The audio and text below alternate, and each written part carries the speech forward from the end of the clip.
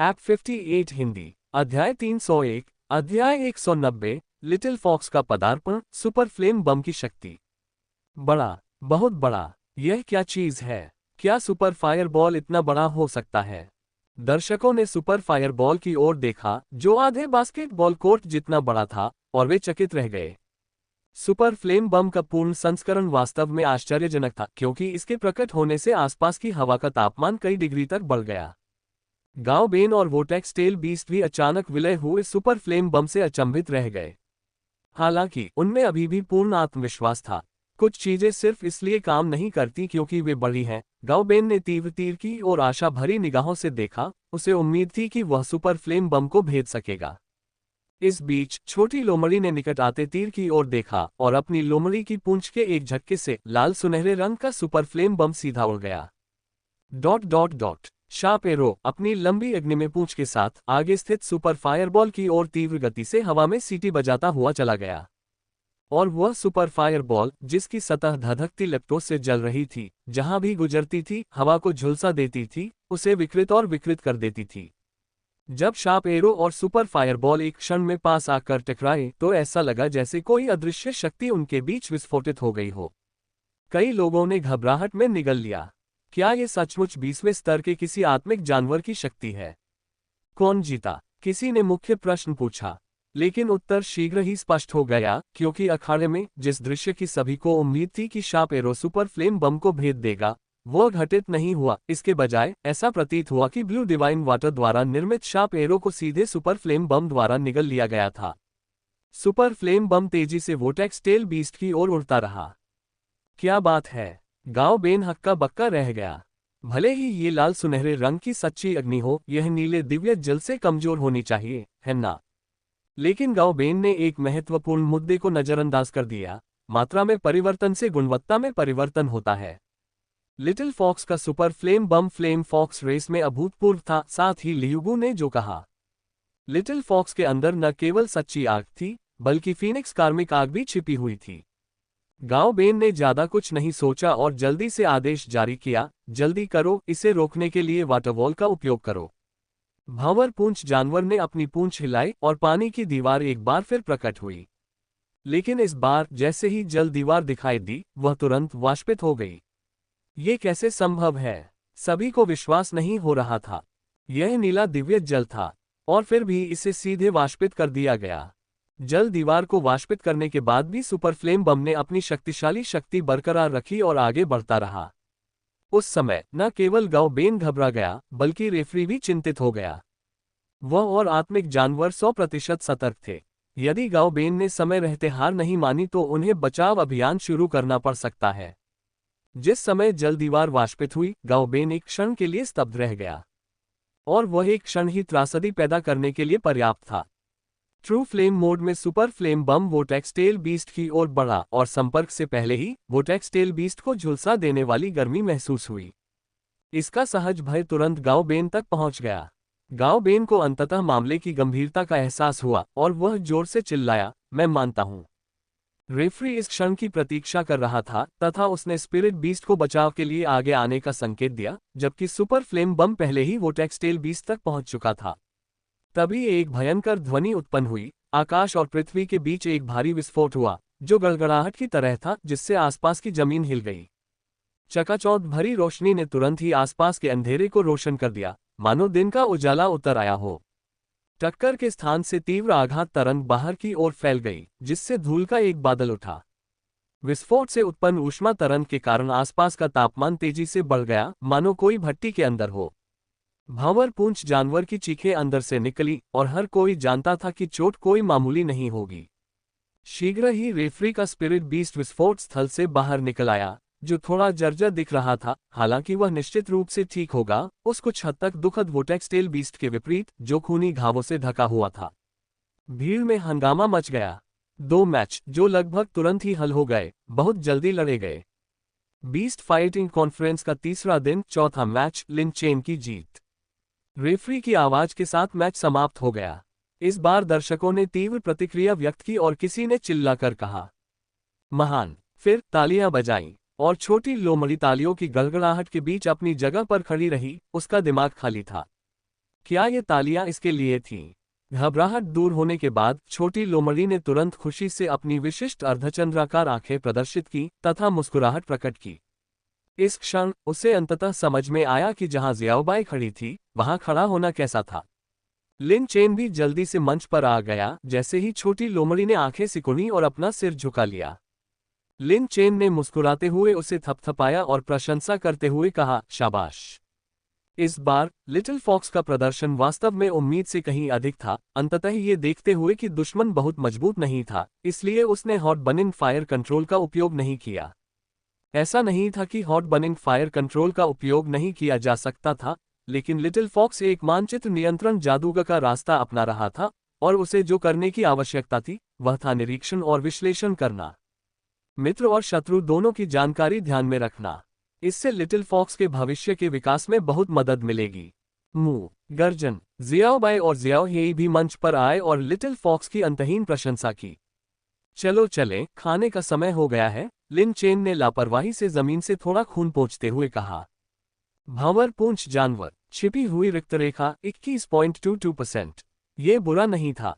लिन chain ने सावधानीपूर्वक इसे एकत्र किया और आत्मा जानवर को ताओवादी झांग के पास ले गया। ताओवादी झांग ने लिन चेन की ओर मुस्कुराते हुए कहा, लगता है कि आपके पास अभी भी काफी छिपे हुए कार्ड हैं। ताओवादी झांग स्वाभाविक रूप से प्रसन्न था। लिटिल फॉक्स का पहला आगमन, सुपर फ्लेम बम की शक्ति भाग 2। लिन चेन के 2 अंकों के साथ कैंगलिंग प्राचीन देश ने प्राचीन साम्राज्य शीजुन को पीछे छोड़ते हुए तीसरा स्थान प्राप्त किया और एलिमिनेशन राउंड में प्रवेश किया। लिन चेन के जाने के बाद भी पूरा स्थल जीवंत बना रहा। लिन चेन का प्रदर्शन सभी की उम्मीदों से परे था। अगर किसी को पहले लिन चेन की ताकत पर संदेह था, तो अब जियाओबाई और जियाओ होन के प्रदर्शन को देखकर उन्होंने निश्चित रूप से बोलने की हिम्मत नहीं की।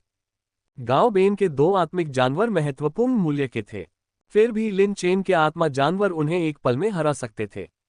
हालांकि हमने आसानी से एलिमिनेशन राउंड में प्रवेश कर लिया, तीसरे स्थान पर रहे। कुछ दर्शक चिंतित थे। इस वर्ष के स्पिरिट अकादमी के छात्रों के प्रदर्शन से लिन चेन और वू चेन को छोड़कर बाकी सभी को काफी संघर्ष करना पड़ा। इससे वे आगामी मैचों को लेकर बहुत चिंतित हो गए। आखिरकार उन्मूलन चरण तक पहुंचना पूरी तरह से अलग है। एलिमिनेशन चरण में ये राष्ट्रीय टीमों के बीच टकराव है। सभी 3 कक्षाओं के छात्रों को भाग लेना होगा तथा प्रवेश स्थान जीतने वाले अंकों के आधार पर निर्धारित किए जाएंगे। उस शाम युलान साम्राज्य और बेइमिंग देश के लोगों ने लिन चेन पर ध्यान देना शुरू कर दिया। पहले उनका मानना था कि कैंगलिंग प्राचीन देश का उत्कृष्ट नवागंतुक फैंग यू होना चाहिए, क्योंकि लिन चेन पर बहुत कम डेटा था। देर रात जी रू ने गुअन के कमरे में प्रवेश किया, एक घुटने पर बैठकर कहा, मास्टर टायलर को उम्मीद है कि हम लिन चेन के बारे में विस्तृत जानकारी दे सकते हैं। लिन चेन। गुअन ये नाम पहली बार नहीं सुन रहा था। उसने पहले भी एक खुफिया रिपोर्ट में लिन चेन के बारे में जानकारी की कमी देखी थी। दूसरी बार जब उसने इसके बारे में सुना तो वह बाय लिंक के बारे में था। हमें इससे कैसे निपटना चाहिए? जी रू ने पूछा। ये मूर्खों का समूह है, उन्होंने उसे पहले ही इतनी सारी छात्र जानकारी दे दी है और फिर भी उसमें आत्मविश्वास की कमी है। गुअन ने अपनी भौहें गहरी करते हुए गाली दी। ये जानकारी पुनः किसी को नहीं सौंपी जा सकती, क्योंकि उसने पहले ही अनौपचारिक स्रोतों से सुना था कि झूटोंग ने इस मामले की जांच शुरू कर दी है। इस लीक मामले पर आसानी से राजद्रोह का आरोप लगाया जा सकता है। राजद्रोह एक मृत्युदंडनीय अपराध है। White emperor city casino. जब अंक प्रतियोगिता समाप्त हो गई तो कैसीनो मालिक झाओशी ने विश्लेषण के लिए अपने विश्लेषकों को इकट्ठा करना शुरू कर दिया। पिछले अनुभव के अनुसार अंक प्रतियोगिता के बाद दांव विस्फोटक रूप से बढ़ जाएंगे। यदि कैसीनो उचित ऑड्स नहीं देता है तो नुकसान हो सकता है। व्हाइट एम्परर सिटी का कैसीनो एकजुट है, केवल एक ही है और वह है झाओशी का। आप क्या सोचते हैं? झाओशी ने शीर्ष विश्लेषक झेन कै से पूछा। झेन कै, जो लगभग 10 लाख मासिक वेतन वाले शीर्ष विश्लेषक थे, स्वाभाविक रूप से असाधारण कौशल रखते थे और उन्होंने एक तैयार दस्तावेज सौंप दिया। झाओशी ने संतुष्टि में सिर हिलाया और झेन कै ने सभी देशों का विश्लेषण किया था। युलान साम्राज्य, तृतीय श्रेणी, 9.2 की व्यापक रेटिंग के अलावा झेन कै ने स्पष्टीकरण भी दिया। युलान साम्राज्य में एक ऐसा व्यक्ति है जिसकी क्षमताएं लगभग वू चेन के बराबर हैं तथा अन्य 2 सदस्य भी शीर्ष प्रतिभावान हैं। झाओशी ने पढ़ना जारी रखा। यूलान एम्पायर की दूसरी श्रेणी की रेटिंग 9.0 थी और नवागंतुक ग्रेड की रेटिंग 9.3 थी। ये तीसरी कक्षा से भी ऊपर कैसे है? झाओ शे आश्चर्यचकित था। मेरी रेटिंग न केवल ताकत बल्कि मैचअप को भी ध्यान में रखती है। झेन कय ने बताया, वर्तमान में नए लोगों के बीच प्रतिस्पर्धा काफी कड़ी है। यूलान साम्राज्य के एलेक्स की तरह उनकी पिछली रेटिंग कम थी और यह 9.4 या 9.5 के आसपास होनी चाहिए। और बेइमिन कंट्री के बाल्के की रेटिंग कम से कम 9.3 से ऊपर है। प्राचीन शीजुन साम्राज्य का थॉमस संभवतः अच्छी तरह छिपा हुआ है, लेकिन उसकी रेटिंग कम नहीं होगी। अंत में हमारा कैंगलिंग प्राचीन देश लिन चेन और फोंग यू है। आखिरी हिस्सा सुनकर झाओ शे ने बीच में ही टोकते हुए कहा, आप इन दोनों के बारे में क्या सोचते हैं? झेन कय ने चारों ओर नजर दौड़ाई, फिर एक सीलबंद डोजियर निकाला। पढ़ने के बाद झाओ शे का चेहरा पूरी तरह बदल गया और उसने पूछा, यह आपको कहां से मिला? ये खुफिया जानकारी कैंगलिंग प्राचीन देश के छात्रों के बारे में विस्तृत जानकारी थी जो गुवन ने टायलर को सौंपी थी। सिर्फ मैं ही नहीं, बाहर भी अफवाहें फैल रही हैं। झेन कय भी बहुत नाखुश दिखे और बोले, मैंने इसे अनजाने में प्राप्त कर लिया। झाओ शे एक व्यापारी होने के नाते हालांकि गुस्से में थे, लेकिन उन्हें पता था कि कुछ मामले उनके नियंत्रण से बाहर थे। उसने फिर से देखा, लिन चेन का नाम गायब पाया, जिससे उसे कुछ राहत मिली। फिर भी उसने पूछा, आपको क्या लगता है कि लिन चेन की रेटिंग कितनी ऊपर जा सकती है? मैंने फेंगयू को 9.3 रेटिंग दी है, इसलिए लिन चेन। झेन कय ने गंभीरता से कहा, केवल 9.3 से ऊपर होगा। जल्द ही कैसीनो ने तत्काल बाधाओं को समायोजित करना शुरू कर दिया। यूलन साम्राज्य बाधाओं पहले स्थान पर रही। बेइमिन कंट्री बाधाओं दूसरे स्थान पर रही। कैंगलिंग प्राचीन देश बाधाओं तीसरे स्थान पर रही। प्राचीन साम्राज्य जिजुन तीसरे स्थान पर रहा। झेन कय का मानना था कि इस बार कैंगलिंग प्राचीन देश द्वारा भेजी गई टीम शीर्ष 2 में भी स्थान पा सकती है, लेकिन अधिकांश जानकारी उजागर होने के कारण उनके कार्ड को आसानी से निशाना बनाया जा सकता है। इस प्रकार वे तीसरे स्थान पर रहे। शीर्ष 4 देशों में ज्यादा बदलाव नहीं हुआ, लेकिन बाद के 2 देशों में बदलाव आया। नानफेन प्राचीन देश पहली बार पूर्वी सेकुरा देश को पीछे छोड़कर 5वें स्थान पर आ गया, जिसका आंशिक श्रेय लिन चेन को जाता है। इस बार लिन चेन के 2 आत्मिक जानवरों ने गाओबेन को गंभीर रूप से घायल कर दिया, जिसके कारण पूर्वी सेकुरा देश के नए सदस्यों में से एक सदस्य की कमी हो गई। एक व्यक्ति का खोना एक अंक खोने के बराबर है, इसलिए ईस्ट सेकुरा कंट्री के लिए हारे हुए वर्ग से उभरना बेहद मुश्किल है। ... बम बम। जब लिन चेन रेस्तरां में लिटिल फॉक्स का प्रदर्शन कर रहे थे तो किसी ने दरवाजा खटखटाया। लिन चेन ने दरवाजा खोला और देखा कि बाय लिंग अपने 3 आत्मिक जानवरों के साथ लंच बॉक्स लिए खड़ी है। दरवाजा खुलते ही उसने कहा, मुझे उम्मीद है कि मैं तुम्हें परेशान नहीं कर रही हूं। लिन चेन ने अपना सिर हिलाया और उसे अंदर आने दिया। बाय लिंग ने अंदर आते ही लंच बॉक्स खोला और अपनी खास मिठाइयां निकाली। उसने खुशी से कहा, मैंने टीचर से सुना है कि जियाओबाई और जियाओ होंग ने आज शानदार जीत हासिल की है, वे कमाल के हैं। अफसोस है कि मैं वहां नहीं आ सकी। लिटिल फॉक्स का पहला आगमन सुपर फ्लेम बम की शक्ति भाग 3। क्यों? लिन चेन ने भी लंच बॉक्स लिया और उसे जियो हेई को दे दिया। जियाओबाई की तिकड़ी भी बाय लिंग की मिठाई को देखकर लार टपकाने लगी थी और लिन चेन की अनुमति से उन्होंने तुरंत खाना शुरू कर दिया। हालांकि बड़े सफेद भालू ने ज्यादा खाने की हिम्मत नहीं की और केवल एक छोटा सा निवाला लिया, क्योंकि वह उस समय एक बेकार भालू की तरह महसूस कर रहा था और भोजन बर्बाद नहीं करना चाहता था। लेकिन जियाओ होंग ने उसे खाने नहीं दिया। उसे खाना बंद करते देख उसने सीधे अपना खाया हुआ खाना उसे दे दिया और उसके पेट पर थपथपाते हुए कहा कि उसका पेट इतना भर गया है कि वह और नहीं खा सकती। जियो होंग का भरा हुआ पेट देखकर बड़े सफेद भालू ने अंततः खाने से पहले काफी देर तक हिचकिचाहट दिखाए। ये दृश्य देखकर लिन चेन मुस्कुराया और बाय लिंग ने मुंह बनाते हुए कहा, शिक्षक ने कहा कि अब कोई टिकट नहीं है, अकादमी के सभी स्थान ले लिए गए हैं। लिन चेन मौके पर ही दंग रह गया। ये स्थान कैसे भरे हो सकते हैं? यह एक घरेलू प्रतियोगिता है और चूंकि स्पिरिट अकादमी इसमें भाग लेने वालों में से एक है, इसलिए लियुगू जितने चाहे उतने खिलाड़ी ला सकते हैं। हालांकि बाय लिंग के प्रति लियुगू के स्नेह को जानते हुए ऐसा कहने के पीछे उसके अपने कारण होंगे। इसलिए कुछ सोचने के बाद उन्होंने कहा, वाकई ये पूरी तरह से बुक हो चुका है। अगर आप गए भी तो कोई सीट नहीं मिलेगी। ओह, मैं वास्तव में जियाओबाई और अन्य लोगों के लिए खुश होना चाहता था, बाय लिंग ने आह भरी। मुंह। जियाओबाई ने अपने खुर से सींग को थपथपाया, जिससे पता चला कि उसे संदेश मिल गया है। जब वे बातचीत कर रहे थे, लियू गू भी वहां आ गया। उसके चेहरे पर मुस्कान थी और उसने कहा, शाबाश, अब बाहर तुम्हारा मूल्यांकन बहुत अच्छा है। ये कहने के बाद लियू गू ने आगे कहा, आपने गाओ बेन के दोनों स्पिरिट बीस्ट्स को घायल कर दिया है, जिसका मतलब है कि वे आगामी मैचों में पहले से ही एक अंक से पीछे हैं। वह इसके लायक था। जियाओबाई की गति तेज है और हजार छाया एकीकरण प्रतिक्रिया नहीं कर सका, जिससे ये सामान्य हो गया। सुपर फायरबॉल की गति उसे आसानी से पहले ही आत्मसमर्पण करने के लिए मजबूर कर सकती थी। ये सुनकर लिन चेन ने कुछ सोचा और कहा, अगर ऐसा है तो क्या प्रतियोगिता आगे बढ़ने के साथ पूरी क्षमता बनाए रखने में असमर्थ नहीं हो जाएगी? इसीलिए मैंने आपको पहले भी कहा था कि जब तक कि यह कोई महत्वपूर्ण प्रतियोगिता न हो, सबसे पहले स्पिरिट बीस्ट्स की सुरक्षा सुनिश्चित करनी होगी। लिन चेन ने सोच विचार कर सिर हिलाया। हम नॉकआउट चरण में प्रवेश कर रहे हैं, इसलिए अगले 20 दिनों तक कोई मैच नहीं होगा, लियू गू ने कहा। अकादमी ने आपके लिए एक अलग घर ढूंढ लिया है, अब आप वहां जा सकते हैं। लिन चेन ये सुनकर बहुत खुश हुआ। यदि केवल एक ही व्यक्ति हो तो सराय में रहना ठीक रहेगा, लेकिन जियाओबाई और अन्य लोगों के प्रशिक्षण के लिए एक अलग घर सबसे अच्छा है। लिन चेन को भी उम्मीद थी कि वे अपनी साधना अवस्था और स्पर्श को बनाए रख सकेंगे। क्या मैं भी जा सकता हूं? बाय लिंग ने उम्मीद भरी नजरों से लियू गू की ओर देखा। नहीं, लियू गू ने गुस्से से कहा, और बाय लिंग तुरंत एक पंक्चर हुए गुब्बारे की तरह पिचक गया। लिन चेन थोड़ा उलझन में था, लेकिन लियू गू ने समझाया, बाहर जासूसी के मामले की चर्चा के बीच अब लिन चेन और उनके करीब जाना अच्छा विचार नहीं है। तभी बाय लिंग को समझ आया और उसने अपना सिर हिलाया। बाय लिंग, क्या तुम्हें बूढ़े मालिक को दवा नहीं देनी थी?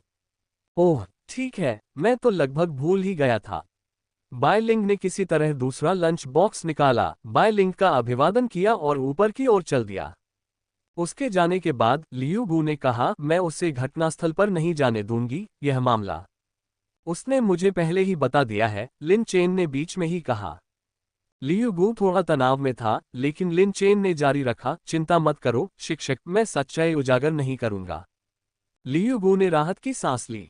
लिन चेन उसके हाव भाव को देखता रहा और फिर पूछा, गुरुजी, क्या बाय लिंग राष्ट्रीय मास्टर संस्थान से जुड़ा है? ये सुनकर लियू गू ने तनाव से बाहर देखा, ये सुनिश्चित करने के लिए कि कोई आसपास तो नहीं है, और फिर भी अपनी आवाज धीमी कर ली। आपको ये बताना वस्तुतः रहस्यों का खुलासा करने जैसा है, लेकिन आप तो होशियार हैं, अगर मैं आपको न भी बताऊं तो भी आप शायद अनुमान लगा सकते हैं। ये सुनकर लिन चेन ने कहा, नेशनल मास्टर्स इंस्टीट्यूट में शामिल होना अच्छी बात है। आप इतने तनाव में क्यों हैं? लिन चेन को कुछ संदेह हुआ। उन्होंने पहले ही कुछ अभिलेखों से जान लिया था कि नेशनल मास्टर्स इंस्टीट्यूट में ऐसे लोगों का चयन किया जाता है, जिनका चयन उनकी ताकत से अधिक उनके भाग्य के आधार पर किया जाता है। इसमें प्रवेश करना अक्सर भाग्य से जुड़ा होता था। लियू गू ने गहरी सांस ली और फिर लिन चेन को गंभीरता से देखा, मैं जो कहने जा रहा हूं वह आप किसी को भी नहीं बता सकते, जब तक आप बाय लिंग को मारना नहीं चाहते। ये सुनकर लिन चेन को लगा कि मामला बहुत गंभीर है, और अचानक उसके मन में एक साहसिक विचार आया। वह हैरान होकर बोला, गुरुजी, आपका मतलब बाय लिंग से नहीं हो सकता? वह हृदय दहला देने वाली अग्नि नियंत्रण सफलता। जैसे ही बातचीत शुरू हुई, लियू गू ने बात संभाल ली। उन्होंने सिर हिलाया और कहा, यह सही है, वह अगले राष्ट्रीय उपदेशक की उम्मीदवार हैं। पुष्टिकरण सुनकर लिन चेन ने जोर से सांस ली। एक क्षण के लिए तो उसे लगा कि उसने गलत सुना है। उनकी धारणा में एक राष्ट्रीय उपदेशक को स्थिर और जिम्मेदार होना चाहिए, जो बाय लिंग की छवि से पूरी तरह मेल नहीं खाता था। इसलिए लिन चेन ने हमेशा यह मान लिया था कि बाय लिंग नेशनल मास्टर्स इंस्टीट्यूट में काम कर रही थी। किसने सोचा होगा कि वह वास्तव में राष्ट्रीय प्रीसेप्टर के लिए उम्मीदवार थी? बिल्कुल नहीं। लिन चेन ने कहा, स्वर्गीय राजधानी इतनी जटिल है, बाय लिंग वहां 100 बार मरेगा। इसीलिए मैं भी परेशान हूं। लियू गू ने व्यंग्यात्मक मुस्कान के साथ कहा, तुम्हें अंदाजा लगाना चाहिए था कि वह बूढ़ा आदमी कौन है। लिन चेन ने सिर हिलाया। सब कुछ समझ में आने लगा। बाय लिंग ने कहा था कि वह बूढ़े सज्जन को दवा दे रही थी, जिसका मतलब था कि झोंगनान का स्वास्थ्य बहुत खराब था। इसका उद्देश्य उसके दिन गिने हुए थे। सन्नाटे में लिन चेन ने कुछ और सोचा और लियू गू से पूछा, गुरुजी, बाय लिंग पहली पसंद नहीं होनी चाहिए, है ना? लियू गू ने सिर हिलाया। यह सुनकर लिन चेन का दिमाग खाली हो गया। क्या बायलिंग और राष्ट्रीय उपदेशक वास्तव में एक साथ जुड़े हो सकते हैं? बूढ़े साहब, क्या आप वहां हैं? ऊपर बायलिंग ने लंच बॉक्स लेकर दरवाजा खटखटाया। थोड़ी देर बाद झांग जिन ने दरवाजा खोला और बायलिंग ने अपने हाथों को कप के आकार में करके कहा, नमस्ते अंकल। झांग जिन ने मुस्कुराते हुए कहा, अंदर आइए। बायलिंग दवा के साथ अंदर आए और उसने देखा कि झोंग नान ने एक दयालु मुस्कान के साथ अपना सिर घुमाते हुए कहा, तुम यहाँ हो। बायलिंग ने झोंग नान के रंग पर नजर डाली और कहा, बूढ़े साहब, आपका रंग बहुत बेहतर है। आपकी दवा के लिए धन्यवाद। सच में। बायलिंग बहुत खुश हुआ और बोला, मैंने तुमसे कहा था डॉक्टर झांग की दवा असरदार है। प्रतियोगिता के बाद मैं तुम्हें साउथ सिटी वापस ले जाऊंगा या मैं तुम्हें पता दे दूंगा और तुम खुद जा सकते हो। झांग जिन चुप रहे। झोंग नान के रंग में सुधार का कारण यह नहीं था कि उसने जीवन वापसी की गोली ली थी या कायाकल्प तकनीक का उपयोग किया था। बात बस इतनी है कि ये चीजें लक्षणों का इलाज तो करती हैं, लेकिन मूल कारण का नहीं। एक बार दवा का असर खत्म हो जाए तो हालत और बिगड़ जाएगी। ठीक है, पता लिख लो, झोंग नान ने प्रसन्नतापूर्वक कहा। बायलिंग ने तुरंत कुछ कागज और कलम उठाया और लिखना शुरू कर दिया। अंततः उसे झोंग नान को सौंप दिया। झोंग नान ने इसे लिया, इस पर नजर डाली और कहा, आपकी लिखावट बहुत सुंदर है। आपके पास एक अच्छा शिक्षक है। क्या आप मेरे शिक्षण प्रशिक्षक की बात कर रहे हैं? बायलिंग ने याद करते हुए कहा, वह वाकई एक अच्छे शिक्षक थे। उन्होंने मुझे संगीत, शतरंज, सुलेख और चित्रकला सिखाए, लेकिन दुर्भाग्य से मैं बहुत ज्यादा पढ़ाकू हूं और सिर्फ कुछ ही अक्षर सीख पाया हूं। जैसे ही बायलिंग ने बात की, झोंग नान ने उसे एक कुर्सी दी और वे वाक्य दर वाक्य बातचीत करने लगे। वे राष्ट्रीय मामलों पर चर्चा नहीं कर रहे थे, बल्कि कुछ तुच्छ मामलों पर चर्चा कर रहे थे। इस दौरान झांग जिन बायलिंग पर नजर रखता रहा। दरअसल बायलिंग से परिचित होने के बाद से झांग जिन का विश्वास और अधिक दृढ़ हो गया। बायलिंग राष्ट्रीय उपदेशक बनने के लिए अनुपयुक्त थे। राष्ट्रीय उपदेशक का कार्य राष्ट्र को आगे बढ़ाने का मार्गदर्शन करना है। बायलिंग के व्यक्तित्व को देखते हुए वह ऐसी जिम्मेदारी कैसे ले सकती थी? मैं सोचता था कि दुनिया इतनी विशाल है कि मैं यात्रा करना और इसे देखना चाहता हूं, बायलिंग ने सोचा, लेकिन लिन चेन ने मुझसे कहा कि केवल मजबूत बनकर ही मैं जहां चाहूं वहां जा सकता हूं। तो आप ताकत का पीछा करते हैं? थोड़ा सा, बायलिंग ने सिर हिलाया और कहा, क्योंकि केवल ताकत से ही मैं उस चीज की रक्षा कर सकता हूं जिसकी मैं रक्षा करना चाहता हूं। जैसे कि मेरा परिवार, मित्र और आत्मा जानवर। झोंग नान ने हंसते हुए कहा। इस बिंदु पर झांग जिन ने कहा, बायलिंग, शिक्षक को आराम करने की जरूरत है। ओह ठीक है, मैं तो लगभग भूल ही गया था। तो पहले तुम आराम करो, मैं अब चलता हूँ। बायलिंग इतना कहकर उठा, उन्हें आदरपूर्वक सलाम किया और अंततः 3 सिर वाले आत्मिक जानवर के साथ चला गया। उनके जाने के बाद झांग जिन सबसे पहले बोले, गुरुजी। झोंग नान ने अपना हाथ हिलाया और कहा, मैंने कहा था, राष्ट्रीय गुरु का निर्णय मैं नहीं बल्कि स्वर्ग करता है। लिन चेन नए आंगन में गया जहां दिव्य छाया रक्षकों ने उसे घेर लिया। जियाओबाई और जियाओहोंग बाहर आ सकते थे, जिससे स्वाभाविक रूप से वे बेहद खुश थे। उस रात जियाओबाई ने आंगन के कई चक्कर लगाए। जब उसे भूख लगी तो लिन चेन ने खाने के लिए कुछ खरीदने के लिए बाहर जाने के बारे में सोचा, लेकिन अप्रत्याशित रूप से उसे दिव्य छाया रक्षकों ने रोक दिया, जिन्होंने उसे सूचित किया कि उनकी सुरक्षा की रक्षा के लिए वस्तुओं को दिव्य छाया रक्षकों द्वारा खरीदना होगा। लिन चेन समझ गया और तुरंत खरीदारी की सूची सौंप दी। लिन चेन के भोजन समाप्त करने के बाद ताओवादी झांग गुप्त लीक मामले पर चर्चा करने के लिए आए। जांच में गतिरोध आ गया है। जब हमने इसका पता लगाने की कोशिश की तो पाया कि लीक हुए दस्तावेज हर जगह मौजूद थे और हमें एक कैसीनो से एक दस्तावेज मिला, दाओइस्ट झांग ने कहा। कैसीनो मालिक को शक नहीं हुआ। उसने हमें बताया कि अब कई लोगों के पास ये दस्तावेज हैं। लिन चेन तुरंत समझ गया कि प्रतिद्वंद्वी की रणनीति क्या थी। ये समुद्र में सुई फेंकने जैसा है, भले ही आप स्वर्णिम लाठी हो, फिर भी उसे ढूंढना कठिन है। अपनी बात समाप्त करने के बाद ताओवादी झांग ने गुस्से से कहा, यह मुद्दा देश की प्रतिष्ठा और सेलेस्टियल बीस्ट द्वीप के संसाधनों से संबंधित है, और फिर भी इस व्यक्ति ने ऐसा अपमानजनक काम करने का साहस किया। जो लोग ऐसी खुफिया जानकारी प्राप्त कर सकते हैं, उनके पास आमतौर पर पैसे की कमी नहीं होती। लिन चेन ने याद दिलाया। यही हमारी जांच की दिशा है, ताओवादी झांग ने कहा। प्रतियोगिता जैसी चीजें अंततः क्रूर ताकत पर निर्भर हो सकती हैं, लेकिन अब ये जानकर कि घरेलू स्तर पर एक छिपा हुआ ब्लेड है, हम इसी से डरते हैं। लिन चेन ने ताओवादी झांक का मतलब समझा और कहा, मैं हाल ही में बाहर नहीं जाऊंगा। यदि आप कुछ खरीदना चाहते हैं तो सेलेस्टियल शैडो गार्ड्स को बता दें। ये सुनकर लिन चेन की आंखें चमक उठी और उसने कहा, कुछ ठीक तो है। ताओवादी झांक तुरंत सतर्क हो गए और बोले, हालांकि यह प्रतिपूर्ति योग्य है, लेकिन इसकी एक निश्चित सीमा है। कितना? उद्धरण चिन्ह dot dot dot dot dot उद्धरण चिन्ह। ताओवादी झांग ने अपनी आंखें घुमाई, लेकिन अंततः उन्होंने लिन चेन को आकृति बताई, ये समझते हुए कि अगर उन्होंने ऐसा नहीं किया तो लिन चेन उनके व्यक्तित्व के साथ कदम दर कदम सीमा का परीक्षण करेगा। ये सीमा काफी ऊंची थी, पूरे 1 लाख। दाओवादी झांग के जाने के बाद लिन चेन ने 3 सिर वाले आत्मा जानवर के साथ एक अच्छी झपकी ली, और जब लिन चेन ने अपनी आंखें खोली तो उसने देखा कि जियाओबाई और लिटिल फॉक्स पहले से ही प्रशिक्षण ले रहे थे। इससे लिन चेन को आश्चर्य हुआ, क्योंकि लिटिल फॉक्स आमतौर पर प्रशिक्षण में आलसी नहीं था, लेकिन उसे देर तक सोना अच्छा लगता था। आज वह इतनी जल्दी उठ गया था।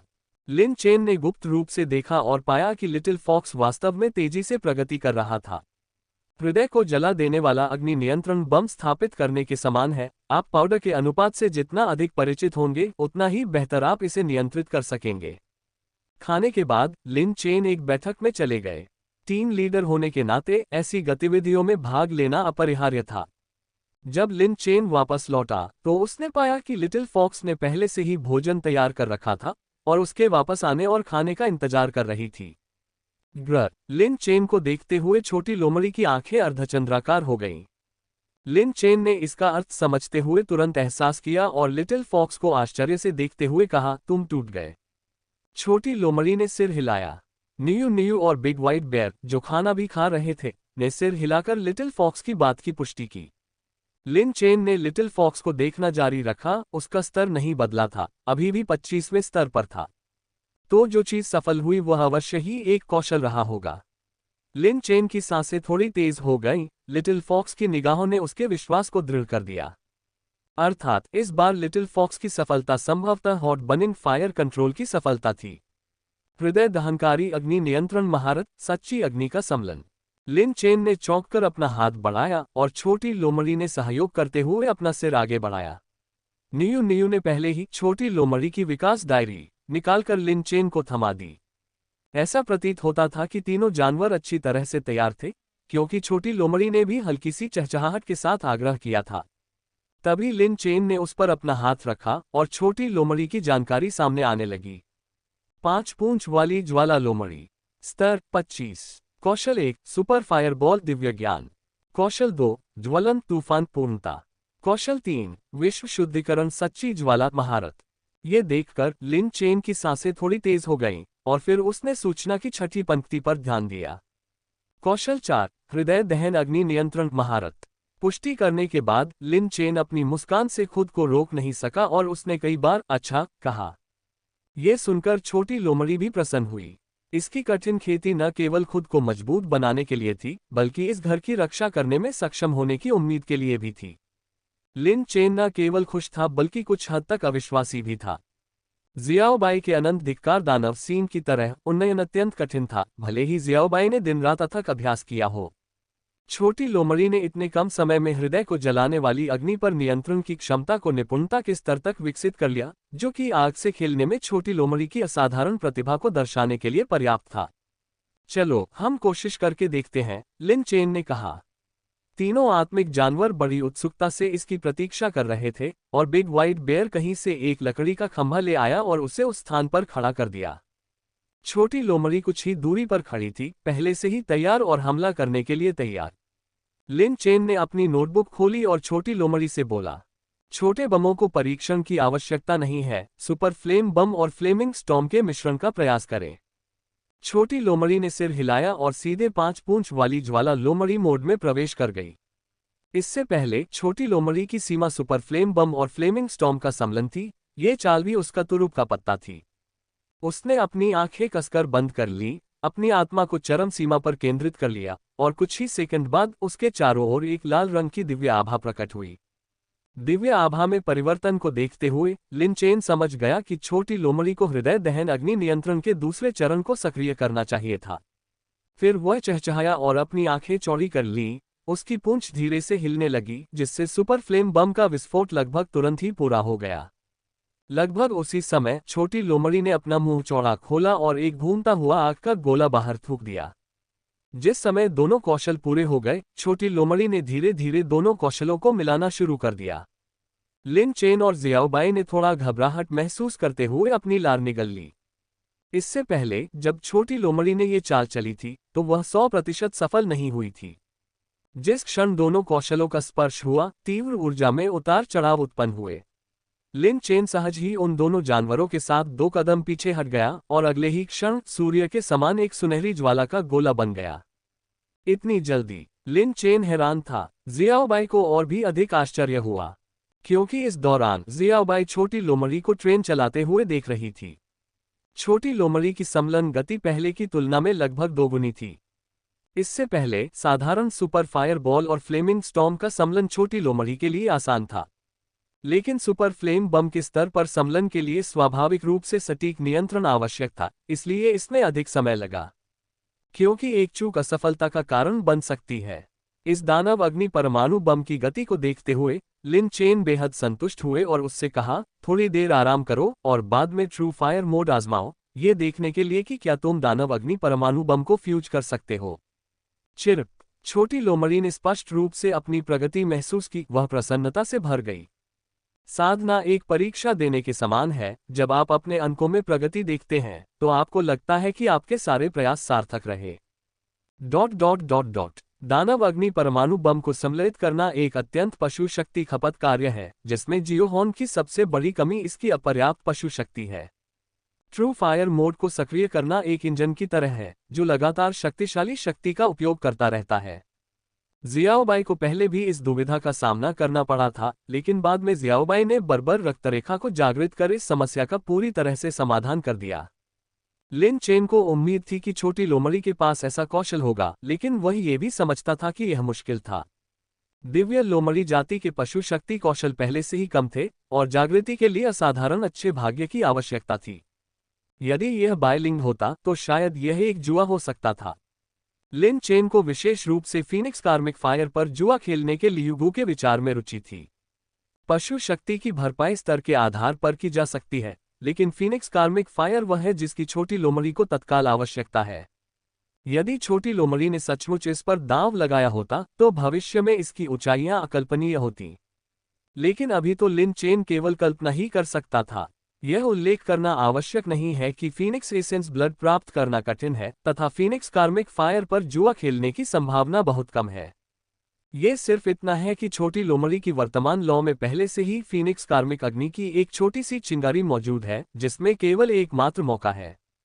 जब लिन चेन इस पर विचार कर रहा था, तो छोटी लोमड़ी ने चहचहाहट की, जिससे संकेत मिला कि वह कार्रवाई के लिए तैयार है।